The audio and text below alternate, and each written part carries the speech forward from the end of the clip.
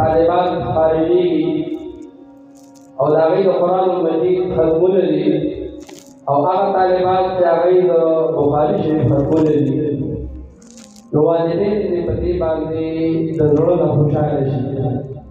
ولې دا آسان کار نه و، بلکې دې طالبانو دې له ټایم ورکړو، وخت په وخت باندې او موقع په موقع باندې او په باد او په باران باندې دلته راغلي دي او تاسو دې ته فارغ کړي دي. د چې کوم والدینو خپل بچیان دین ته فارغ کړل، دا ضایع نه شو، بلکې دا بچي د دوی به هله پته لګي چې کله د آخرت ورځ شي او الله تعالی دا بچي راپاڅوي او د خپل والدینو په حق کې شفاعت کوي.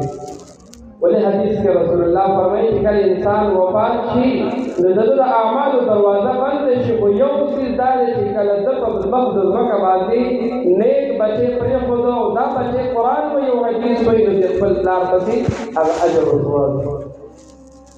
نو په دې باندې والدین دې خوشحاله شي.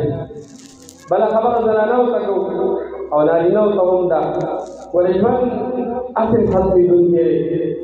ځان سره څه وړو، دا مجالس صرف د دې لپاره موږ تاسو را جمع کړي یاره د قرآن مجید او د بخاري شریف اخري لمحات دي او ختمونه دي او مبارک مجلس دی، نو تاسو پکې شریک شئ چې ځان سره کورونو ته وړئ. نو چې راغلي یو چې ځان سره دلته له څه وړو او هغه څه دي چې کومې خبرې مو واورېدلې چې دا خپل عمل کې راولو او بالخصوص زنانو ته واما، بعضو موقعو کې زنانه خبر هم نه وي چې خبر شوي خبرې مو واورېدلې، نو لږ ورته کې دې له عملي جامه ور واچوو په خپل عمل کې راولو.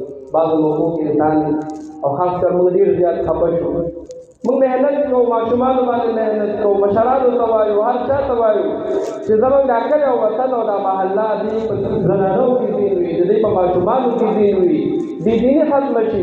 او بعضې خبرې انسان واوري او خاص کر بیا چې د خپلو طالباتو په باره کې یو والدین یا یو کس داسې وایي چې ستاسو د مدرسې طالبه هغه پې پردګي کوي، هغه داسې وایي، نو په دې باندې انسان ډېر خفه کېږي.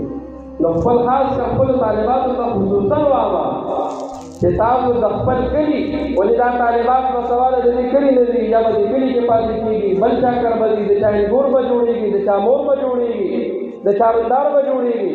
نو بالخصوص تاسو ته واما چې کم از کم تاسو د خپل کلي، د ناړو کلي، د خپل پلار نوم، د خپل مور نوم، د خپل استادانو نوم، د خپل مدرسې نوم په بل کلي کې بدنام کړئ.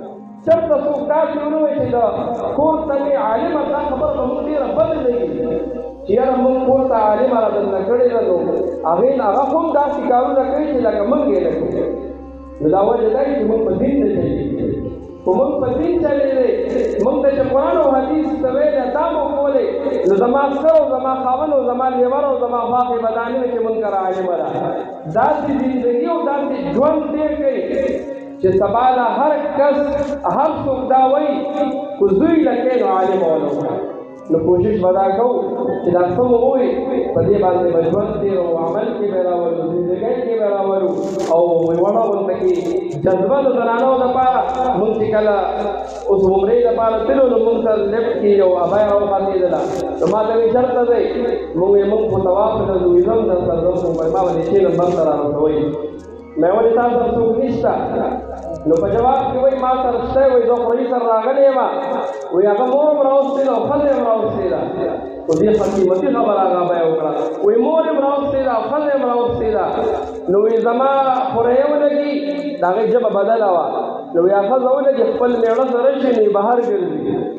او وایي ما کو کمره کې وایي ما ته وایي چې ته دې مور سره کښېنه. وایي زما زامنو چې 5 روپۍ ورکړي دي نو یې کمرې نه ورکړي دي، زه به عبادت کوم. نو زنانو ور ډېرې جذبې وي، دا وختونه مه ضایع کوئ، خپل عبادت وکړئ، خپل کورونو ته وګورئ، خپل ژوند جوړ کړئ، د بچو تربیت وکړئ، د خاوندانو خدمت وکړئ.